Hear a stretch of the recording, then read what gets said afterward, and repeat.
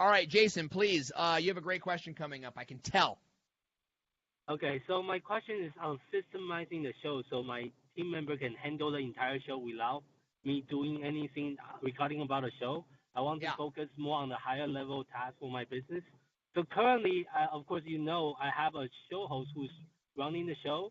I also recently hired a copywriter who's writing all the show notes, that's including the ROS and the notes and everything. But Yeah. right now, I'm considering, does it make sense to hire a producer like yourself? And I know you have a producer who's running the show for you. But what exactly does a producer do for the show? Yeah. So that's the part I'm trying to figure out to see if it actually makes sense to hire another team member to kind of, for example, like I like the way he is actually managing the show behind the scene, like doing all the button clicking and like showing people's comment on the screens. But other Yeah. than the the stuff he doing the show, does he also reach out to potential guests, or what exactly is his responsibility in your Yeah. organization? Great question. It really is, and I'm actually trying to find a PowerPoint here that may help us. I'm going to include it. I know even if I don't find it for the answer to this question, it will be in the course because it's so important.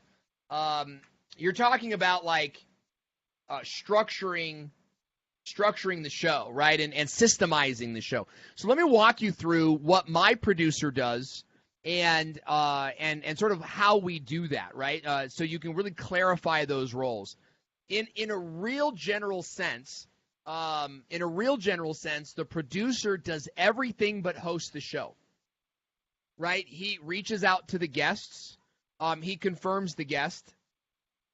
He creates the assets for the show, which we have down to a science, right? But it's like a show frame. It's a show thumbnail. It's the lower thirds that need to be like pre-programmed into BeLive.tv. And those are the four things, I believe, that need to be kind of done for every show. So he makes those things. He sets up the BeLive pre-scheduled thing 2 days before we go live, right? So the pre-scheduled event has all the content in place from the ROS. Right, so actually that's the big thing is the producer uses the ROS as a guide. So Jason kind of like recopies the ROS, starts with a template, or maybe he'll recopy the one from last. I'm not sure which way he does it, but he'll start with the ROS and then just fill that out, right? Well, what's the Facebook link? Well, I got to pre-schedule that to get it, so then I get that. What's the YouTube link? And that's for the other show. And where's the thumbnail? So I got to get that, and he'll do all the graphics and get all the graphics in. And you just go through that. Do I have the guest bio? Who's the guest, right? Do I have the guest bio? He'll write the hook for me, right? But again, Jason writes the hook, and then what do? I rewrite the hook right before we go live. And you know what? I work well that way, right? Jason gives me an idea, and then I sort of go with it. I sort of like take it to that next level. Largely, too, like I'm making it more succinct. Jason uses more words than I do. And let me tell you, he is a brilliant hook writer. He's so good. I just sort of Owenize it is really like a better word for it. And I do that right before the show. So the producer should prep the show, get the guests ready, and have it ready for you to jump on and go live. Then when you're live, he pushes all the buttons, and that's the easiest thing for him to do, right? Because at that point, it's like he knows the show so well. It's kind of like, boom. You know what it's like this, right? He's he's just pushing buttons because he knows what's coming up. He knows where the things are. It's 10:27. That means we're putting up this lower third, and he's kind of like doing it in his sleep now. That's what the producer does. After the show, the producer will cut the show into an iTunes presentation. We use the same copy for iTunes that we use for Facebook and the chatbot, which I actually think we need to change a little bit. Specifically for iTunes SEO. But right now, that's what we're doing. And then sends out the links to the guest after the show has been like uploaded and everything. And that might be actually the next week once the show is sort of uploaded. So that's what the producer does. And that is something, if you're going to hire a producer, you're going to want to hire Jason or Melissa, period. Right? And their cost to rent them out is $2,000 for the month. You get four shows out of that, right? To give you an idea, I'm not selling it to you. I'm giving you an idea of the cost, right? If you're going to hire an employee or train an employee to do that, I think that's also a great idea. I don't think you should hire a new employee for that, right? I think that you should find like a freelancer for that. And maybe that's kind of what you mean. But if you're going to hire a freelancer, you're going to have to teach them everything, or you hire someone that already knows how to do it, right? And that's kind of where I'm going with that. So, that's the role. I have a follow-up question on that. So when your producer is pre-producing the show, how far in advance are you preparing the show? Like a month in advance, 2 months in advance, or how much additional content that you always have in your pipeline when you're producing it? Great question. So you start your show with like a schedule. And you've already sort of got like 2 shows planned. 2 ROSs complete, ideally, right? When we start a new client on this like live stream program, then what happens is we come up with 4 episodes right now today that we all agree upon, and we start to run those episodes.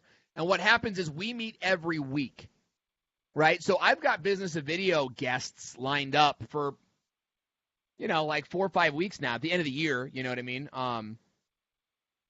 So it's very well stocked up. And you know what we do? We reach out to people at conferences. We say, would you want to be a guest on the show? Yeah, I would love to be a guest. So then we book them right there if we can, right? Or we say, I'm going to send you a link like this weekend, and they're very likely to book right then and there at that thing. So we get guests, and they're booked, and we just go on every Wednesday. Jason and I meet at the house, at the studio, right? We meet at the house over the kitchen table. No joke. Maybe there's Starbucks, maybe there's Chinese food, but my wife takes Wednesday afternoons off. She doesn't work. She didn't even call me. I wouldn't take her call if she did call me. It's very important that my wife unwind on Wednesdays. 12 o'clock, she's done. So we got the studio to ourselves. And we're talking about the show. All right, this Wednesday, who's the guest? Boom, what's the hook? And I'll either be kind of walking around, this is the hook. Or I'll say, I don't know, skip it, let's come to the next thing. And whatever I can do right then and there, what's the guest? What do you want to say in the bio? What does the thumbnail look like? We just kind of run through it.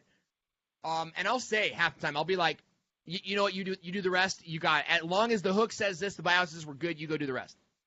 Right? There'll be other times, and we do 3 of those. So on Wednesdays, we talk about the next Be Live show. We talk about another show, actually, that we're not going to be doing too much longer, but it's currently in our mix. And then we talk about the PYP show, the Power Your Passion show. So, we try to get all 3 of those done within like an hour at that meeting. Now, they're not complete at that meeting. The chatbot's not written. So chatbot, he'll go, what do you want the chatbot to say? We have a very specific 2-step rule. We ask a question, and then the people that respond get an answer, period. We never just say, hey, guys, we're live streaming right now. We never do that, right? Because that's like, I don't know, it's like you got to be willing to get rejected. You know what I mean? Like, let the no and unsubscribes get out of your way. Just deal with that. You're going to get a few unsubscribes every single time. And you know what happens when you see a friend unsubscribe? You know what that means? It means they're already seeing your content in the news feed, right? So don't go, oh my gosh, Dan Norton unsubscribed. He must be mad at me, or, It's like, no, Dan sees all my stuff in the news feed anyway, so he doesn't need the chatbot, reminder. Think about that, right? Think about that as you're getting some of those. Rob Reese is saying that's actually happened to me. Yeah, me too, man. And I'm great. I was very offended for like a year until I came face to face with this guy, and he loves me. We're still buds. It's like, you know what? He's already getting my stuff in the newsfeed. So that's sort of how we work it out. Now we'll do like an hour for all 3 of the shows, And after that, I have to be done. So I'll go do like CEO things, and Jason kind of finishes the rest. He'll do that throughout the week, right? Throughout the week. And then 2 days before, Monday, right, he starts the show.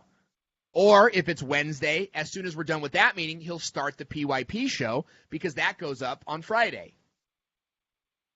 Right? So having that 2-day promotion method, like, it may not be solving any major problems, but it gives you a pathway at which to, like, create a system so that you're always moving, in the same direction.